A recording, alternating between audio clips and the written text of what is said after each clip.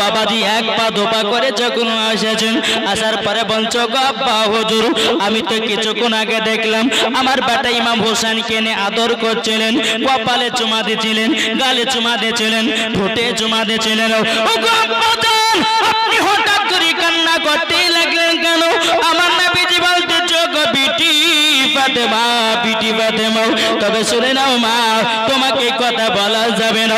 খাতুনে জান্নাত বলতেছি বলো গো আব্বা জান আপনি যদি না বলেন আমি ফাতেমা এক পাও লড়াবো না।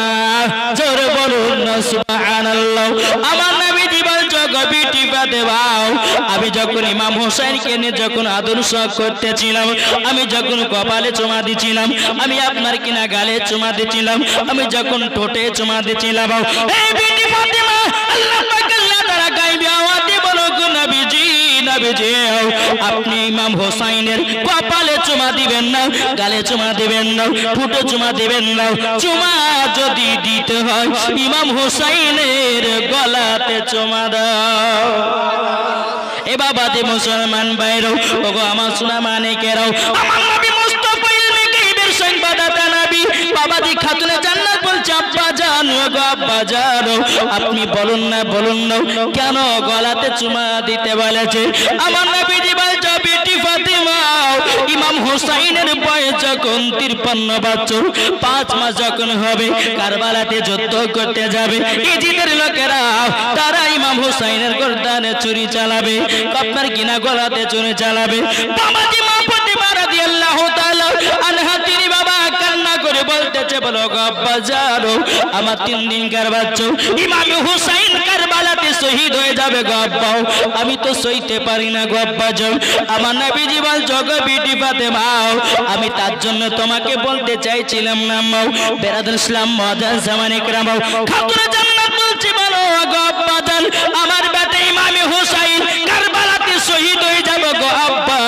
ও গো আব্বা জান আপনি বলুন না আমার বেটা কারবালাতে শহীদ হবে, ওই কারবালার ময়দান আমি এখনই দেখতে যাই। এ বাবাজি মুসলমান ভাইরাও আমার নবীজি বলছো গো বিটি ফাতেমা তবে শুনে রেখে দাও ও গো বিটি এখান থেকে নিয়ে কারবালার ময়দান 300 থেকে 350 মাইল দূরে। এ বিটি ফাতেমা তোমাকে আমি অন্য টাইমের ভিতরে দেখায়া দেব। খাতুনে জান্নাত বলছে আব্বা জান না আমি এখনই কারবালার ময়দান দেখতে চাই। এ সোনা মানিকেরাও ও গো আমার আব্বাজি মুসলমান ভাইরাও আমার নবীজি বলতেছি বলো গো বিটি ফাতেমা তোমাকে একটা টাইমের ভিতরে গিয়ে আমি কারবালার ময়দান দেখায় দেব।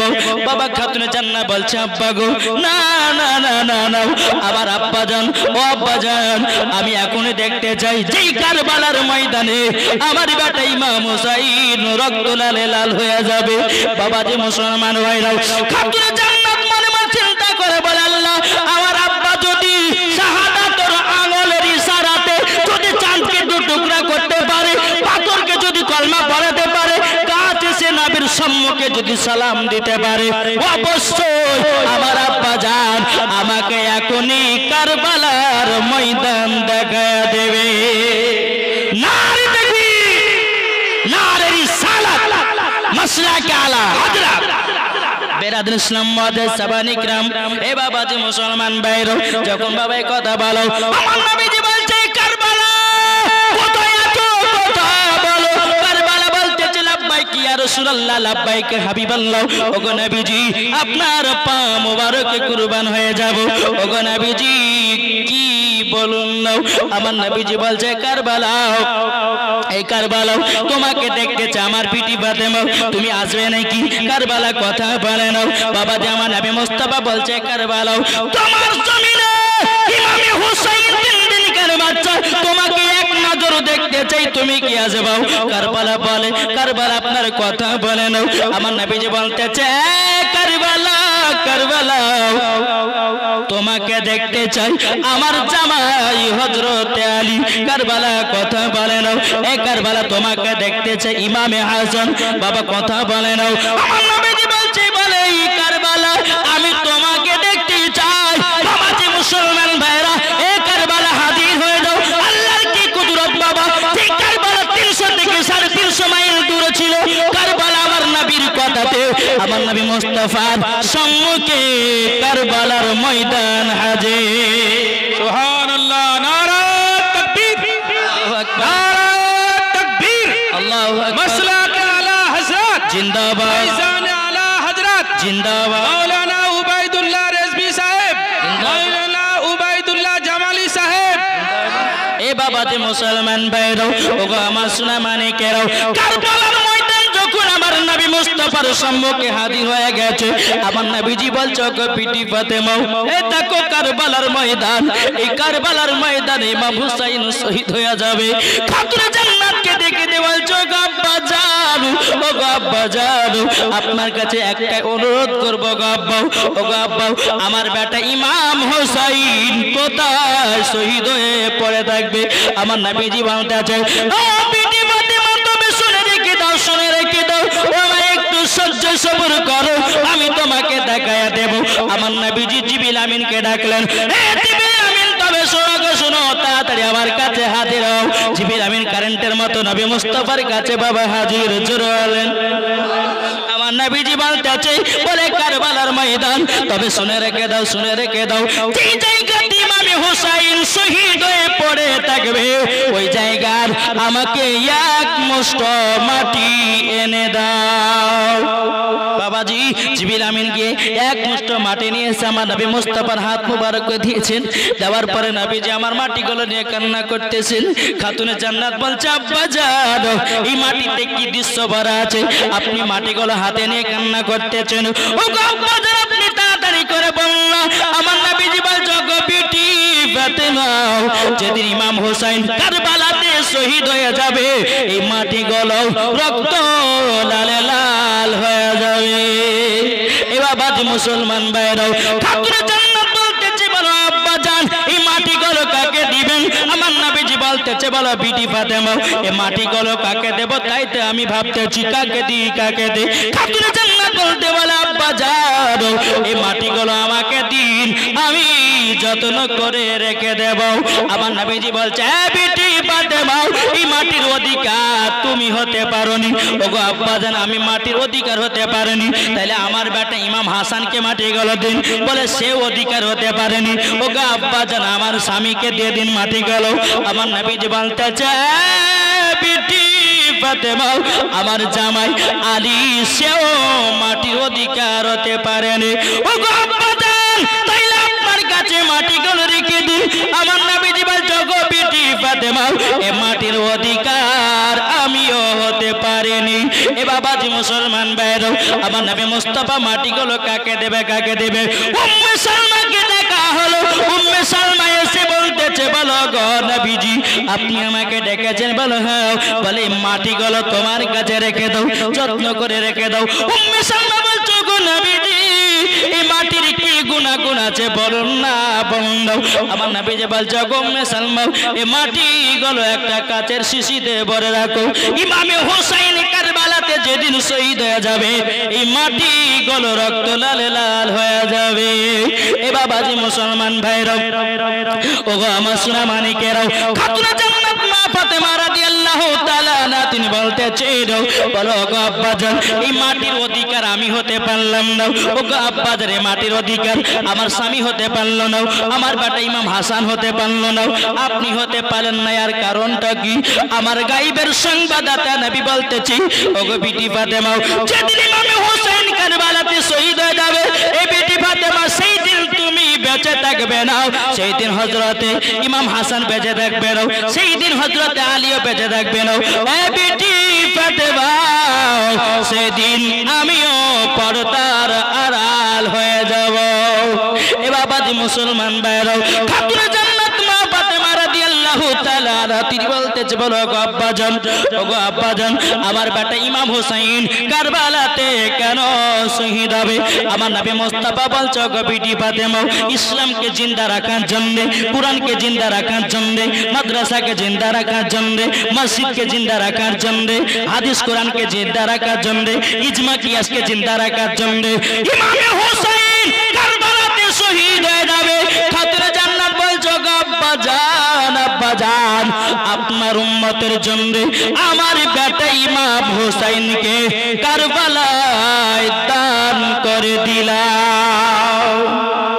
এটা জোরে বলবেন না?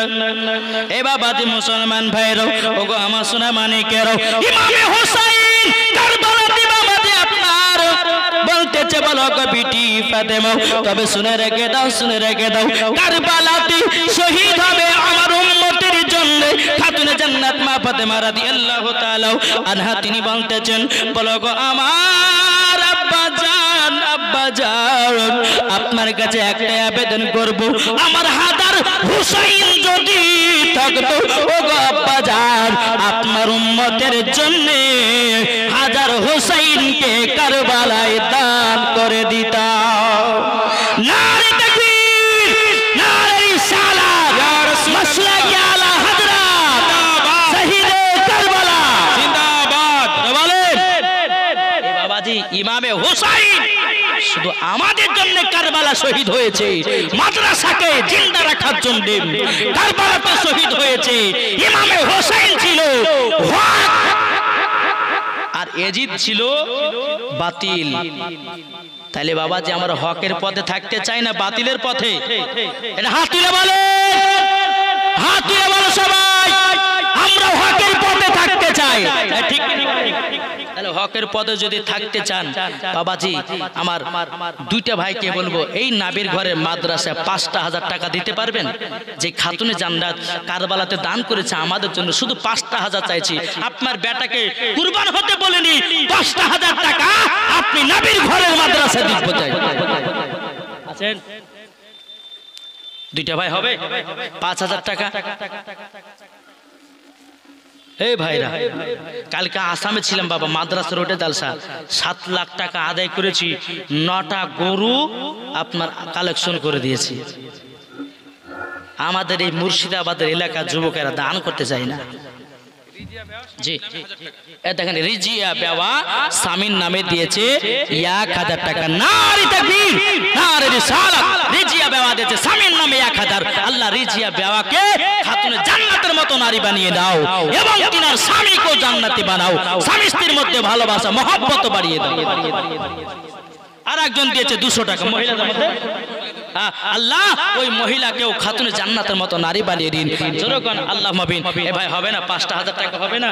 নবীর আশিক, নবীর প্রেমিককে দেখতে চাই। আজ ইমামে হোসেন কারবালাতে শহীদ হয়েছে আমাদের জন্য, আর আপনাদেরকে বলবো মসজিদকে জিন্দা রাখার জন্য একটা ভাই 5,000 টাকা হবে না? এগিয়ে যায় বেরাদুল ইসলাম মুআজ্জাজ জামানে কিরাম, খাতুনে জান্নাত মা ফাতেমা রাদিয়াল্লাহু তাআলা আনহা তিনি বলতেছেন, বলো আব্বাজান আমার বেটা ইমাম হোসেনকে কারবালায় দান করে দিলাম। জোরে বলুন না সুবহানাল্লাহ। এ বাবাজি মুসলমান ভাইরা, আমার নবীজি বলতেছেন, বলো এ বিটি ফাতেমা কারবালায় তুমি দান করে দিয়েছো। বলো আব্বাজান, আব্বাজান গো আমি তো দান করে দিলাম।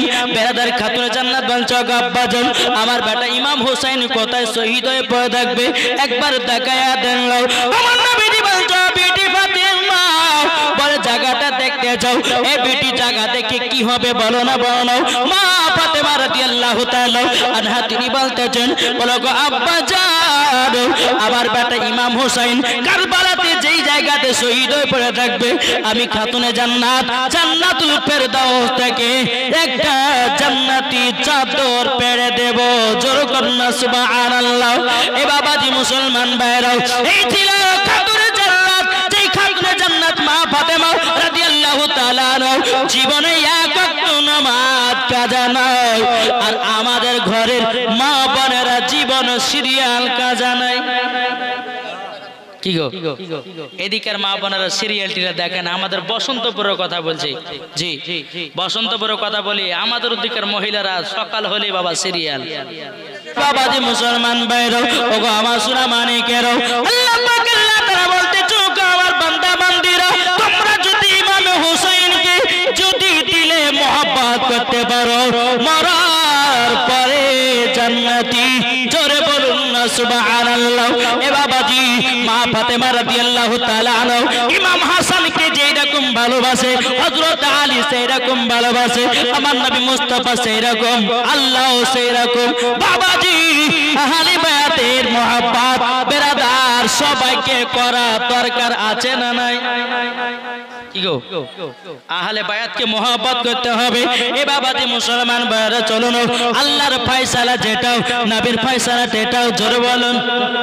বেরাদর ইসলাম মুআজ্জাজ জামানে কিরাম, একদিন বাবা ইমাম হাসান ইমাম হুসাইন তারা ধুলো মাটি দিয়ে খেলা করছে, ধুলো একদিকে বেশি করেছে একদিকে কম।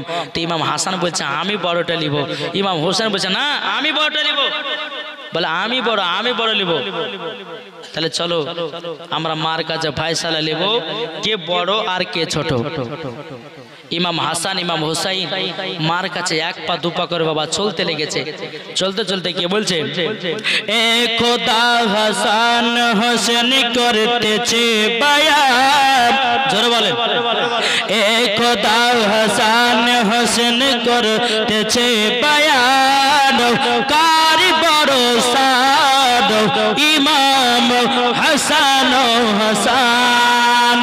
মা ফাতেমা বল বেটারা শোনো না, তু ভাইয়ে সিলেট পেন্সিল এনো না, যার নাম লিখিবে আগে সে হবে বড়, যার নাম লিখিবে আগে সে হবে বড়, কারি বড় সাদ ইমাম হোসেন হাসান, এ খোদা হাসান হোসেন।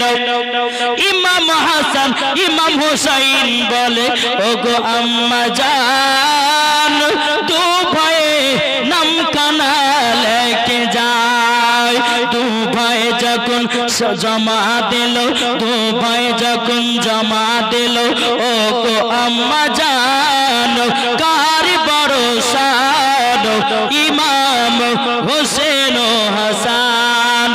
এ বাবাতে মুসলমান বাইরো ওগো আমার সোনা মানিকেরও, ইমাম হাসান ইমাম হোসেন বলছো গো মা জননী, আমাদের দুই ভাইয়ের মধ্যে কে বড় কে ছোট বড় নয়। খাতুনে জান্নাত মা ফাতেমা রাদিয়াল্লাহু তাআলা আনহা তিনি বলতেছে ওগো আমার বেটারও, তোমরা একটা সিলেট পেন্সিল নিয়ে আসো, নিয়ে আসা হলো বেটারও, তোমরা দুই ভাইয়ের নামটা লিখতে লাগো।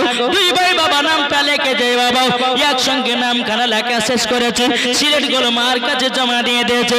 ও মা জাননি, আমরা তো দুই ভাই একসঙ্গে নাম লিখে আম্মা গো আপনার কাছে জমা দিয়েছি। খাতুনে জান্নাত বলছে বেটারাও, এ বেটারা তোমরা জমা দিয়েছো।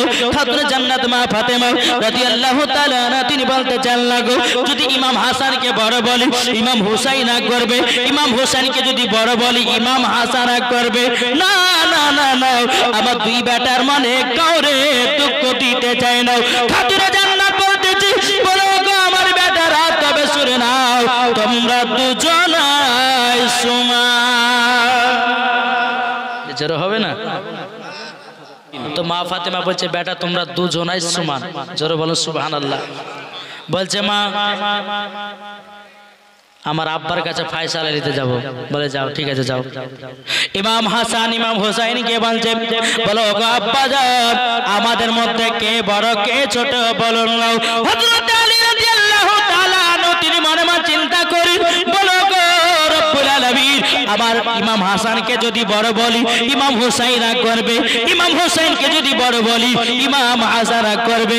না না, আমার দুই বেটাকে বড় ছোট বলতে পারবো না। হযরত আলী রাদিয়াল্লাহু তাআলা তিনি বলতেছে বলো গো আমার বেটারও, তোমরা শুনে রেখে দাও, শুনে রেখে দাও। এ বেটা একটা ডালিমের গাছ দেখা যায়, বেদানার গাছ দেখা যায়, দুই ভাইয়ে দুটা বেদানা নিয়ে আসো। কি নিয়ে আসো? বেদানা মানে চিনেন তো? বেদানা নিয়ে আসো। বেদানা ইসলাম মুআজ্জাজ সামানে কিরাম, দুটা বেদানা যখন নিয়ে আসা হলো, হযরত আলী রাদিয়াল্লাহু তাআলা আরো তিনি বলতেছে এ বেটারা তোমরা বেদানার যে ফলগুলো আছে দানাগুলো আছে দানাগুলো বের করো, দানাগুলো বের করো। বাবাজি দানা যখন বের করা হলো, বেরাদার হযরত আলী রাদিয়াল্লাহু তাআলা আনহু তিনি বলতেছে এ বেটারা তোমরা নিজে নিজে দানা গুনতে লাগো। যখন বাবা গোনা শুরু করেছে, আল্লাহর কি কুদরত, দুই ভাইয়ের দানা সমান সমান। এই বেটারা তোমরা বলো কার বেশি কার কম? দু ভাই বলছে বাজার আমাদের দুই ভাইয়ের সমান সমান আছে। বেরাদর ইসলাম মুআজ্জাজ সামানে কিরাম, হযরত আলী রাদিয়াল্লাহু তাআলা আনহু তিনি বলছে বেটারা যাও যাও তোমরা দুই ভাই সুমান, জোরে বলুন না সুবহানাল্লাহ। এ বাবা দি আব্বা জান, ওগো আব্বা জান, আপনার বিচার কেমন কেমন লাগে? আমার নানাজির কাছে যাব, আমার নানাজি যে ফয়সালা দিবে সেই ফয়সালা আমরা গ্রহণযোগ্য করে নেব। বেরাদর ইসলাম মুআজ্জাজ সামানে কিরাম, ইমাম হাসান ইমাম হোসেনকে নানাজির কাছে বলে, লাব্বাইক ইয়া রাসূলুল্লাহ, ওগো নানা জান, আপনার কাছে একটা ফয়সালা নিতে এসেছি। বলে কিসের ফয়সালা? ও নানা জান, আপনি বলেন আমাদের মধ্যে কে বড় কে ছোট? বাবাজি মুসলমান, এ সোনা মানিকেরাও, আমার নবীজি বলতে চাল্লা গো, যদি ইমাম হাসানকে বড় বলি ইমাম হোসেন রাগ করবে, ইমাম হোসেনকে যদি বড় বলি ইমাম হাসান রাগ করবে না। আমি কাউরে মনে দুঃখ দিতে চাই না। আমার নবীজি বলতেছে, বলো ইমাম হাসান ইমাম হোসেন, এই দেখো আমার কাছে একটা আপেল আছে, আপেলটাকে বেশি আধখান করে কাটলাম, আসমানে উড়াইয়া দিব, চারদিকে বেশি ফাঁকখান পড়বে সে হবে বড়, যে তার দিকে ছোট ফাঁকখানা পড়বে সে হবে ছোট। এ বাবাজি মুসলমান ভাইরা, ওগো আমার সুরা মানিকেরাও, আমার নবী মুস্তাফা আপেলটাকে বেশি আধখান করে কেটে আসমানের দিকে বাবা ছেড়ে দিলেন। ছেড়ে দেওয়ার পরে আল্লাহ পাক আল্লাহ তাআলা বলছো, গো আমার জিবিন আমিন, আপেলটাকে ধরো, জোরে বলে। আল্লাহ বলতেছে আপেল ধরো।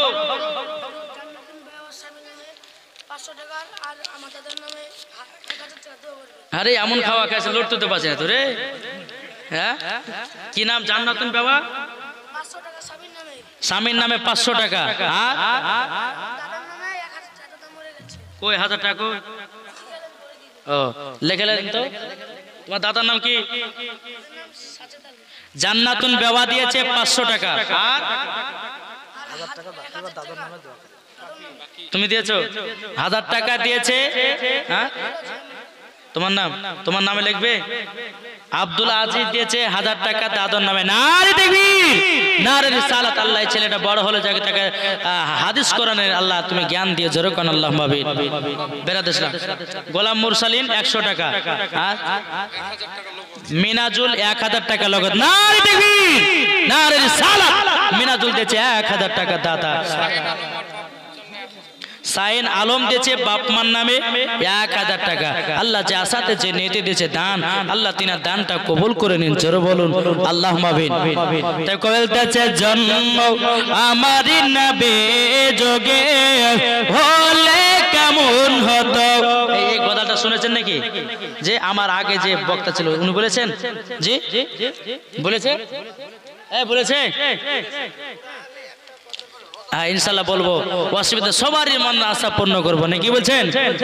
জন্ম আমার নবী যোগে হলে কেমন হতো, দুনয়নের রাসূল পাক, দুনয়নের রাসূল পাক দেখিলে কেমন হতো। জন্ম আমার নবী যোগে হলে কেমন হতো, সুবহানাল্লাহ। আসতো দেশে হযরতি বেলালের মধুর আযান, যে আযান এতই প্রেম মুগ্ধ রহমান, দয়ার নবীর পেছে নামাজ পড়লে কেমন হতো। জন্ম আমার নবী যুগে হলে কেমন হতো, যেরকম সুবহানাল্লাহ। এ বাবাজি মুসলমান ভাইরা, ওগো আমার সোনা মানিকেরও, যখন বাবাজি আপেলটা আসমানের দিকে যখন উড়াইয়া দিল, আল্লাহ পাক আল্লাহ তাআলা বলতো, গো আমার জিবরিল আমিন, আপেলটাকে ধরো। জিবরিল আমিন বলতে, চোখ আল্লাহ কেন আপেল ধরা হবে? আল্লাহ পাক আল্লাহ তাআলা বলছে, হে জিবরিল তুমি শুনে রেখে দাও, ইমাম হাসান ইমাম হোসাইনের দিলে আমি কষ্ট দিতে চাই না, দুজনাই সমান। যেরকম এ বাবাজি মুসলমান ভাইরা, আল্লাহ পাক আল্লাহ তাআলা বলে, জিবরিল আমিন আপেলটাকে সমান সমান কেটে দাও, একটা দাও ইমাম হাসানের দিকে, একটা আপেলের ফাঁক দিয়ে দাও, আর একটা ফাঁক দিয়ে দাও দাও ইমাম হোসাইনের দিকে। বাবাজি সোনা মানিকের যখন আপেলটা দুই ভাইয়ের দিকে দোকানে পড়ে গেল, বাবাজি দোকান আপেল এসে গোনা না যান, আপনি তো বেশি আধখান করে আপেলটা কেটেছিলেন, কিন্তু দুই ভাইয়ের সমান সমান আপেল দেখা যায়। ও গোনা না কি ব্যাপার বুঝতে পারি না। আমার গাইবের সংবাদদাতা নবী বলতেছে, বলো গো আমার নওয়াজে রাসূলেরা, তোমরা শুনে রেখে দাও, শুনে রেখে দাও, আল্লাহর ফয়সালা তোমরা দুই ভাই সমান। এ বাবাজি তাইলে বোঝা গেল মা ফাতেমার ফয়সালা, হযরত আলীর ফয়সালা, আমার নবীজির ফয়সালা, আল্লাহর ফয়সালা সব এক। দেখি বলছেন বাবাজি সোনা মানিকের, আসুন আমরা আল্লাহ পাক আল্লাহ তাআলা যেন আমাদের সকলকে ইমাম হাসান ইমাম হোসেনকে মোহাব্বত করার তৌফিক দান করে। জোরে বলুন আল্লাহুম্মা আমিন। তো বাবাজি মুসলমান সোনা মানিকেরা, আল্লাহ পাক আল্লাহ তাআলা